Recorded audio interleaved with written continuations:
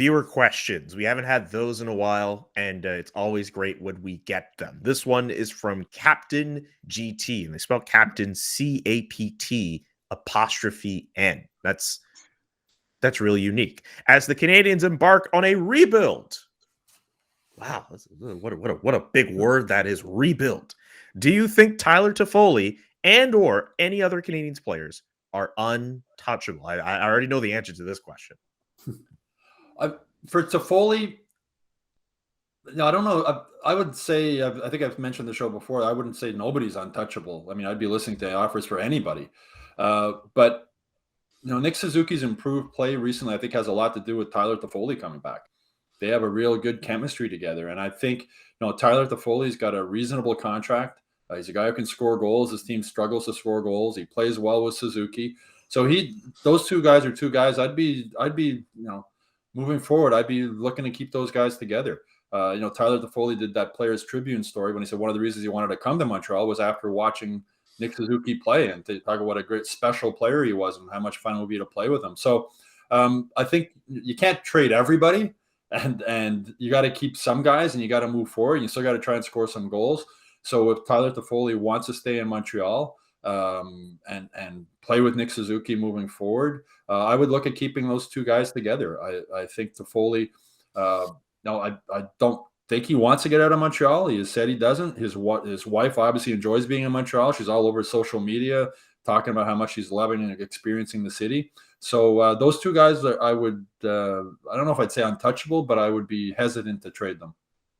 And for me, the untouchables, starting off with, Romanov, Suzuki, Caulfield, and Anderson. Everybody else, Anderson is in that list. Interesting. I would.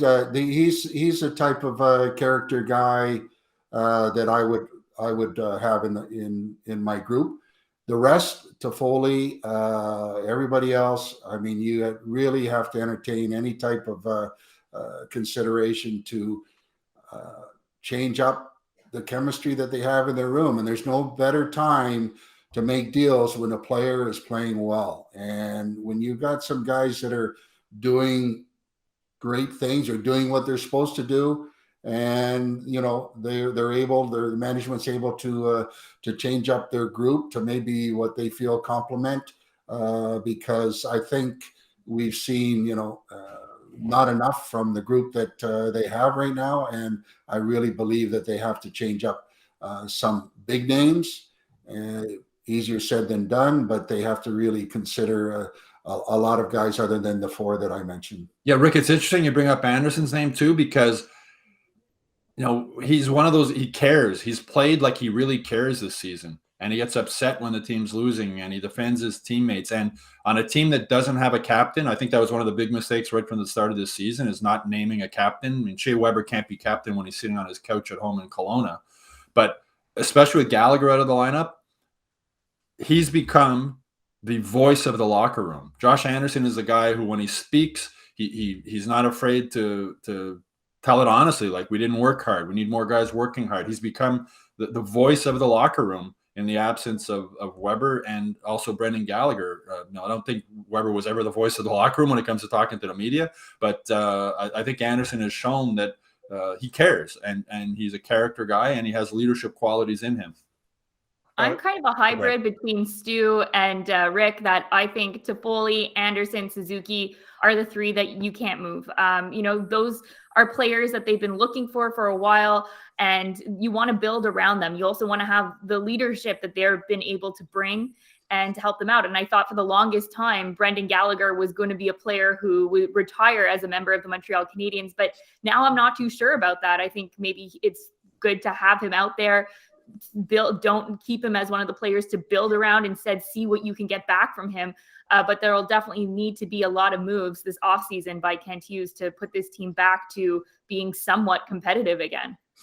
And, I put Toffoli in that group of guys that are not exactly the fastest skaters. And Kent Hughes has said that he wants a fast team. Yes, you have to have a good mix to complement each other. But if he wants to have a fast team, not to, say Toffoli is the only guy, but I'm saying if there was something that was worth considering to put him in a deal, I would consider it if they want to get faster. Yes, he's got great vision and able to score, but if he wants a fast team, I don't know whether or not he fits the bill on that one.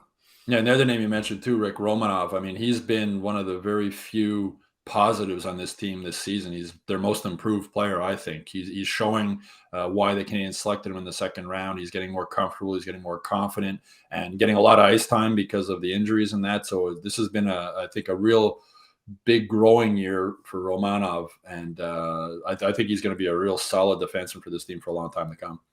He could be. Let us know in the comments section who you think would be your untouchable if you were GM of Montreal Canadiens. We're still really surprised about the Josh Anderson inclusion. I think if you're including Josh Anderson, you have to include Tyler Toffoli in that. Also, the contract for Josh Anderson, a second year of a deal, of a 7-year deal where he's getting paid $5.5 million. I wonder how many teams are, one, interested in that, two, willing to have salary retained on that if the Canadiens are willing to do that. But that's a whole other bonus video I can get into. I'm already into the outro already. Subscribe to the Hockey Inside Out show on YouTube. Subscribe to the Hockey Inside Out newsletter and visit hockeyinsideout.com to watch our full episode.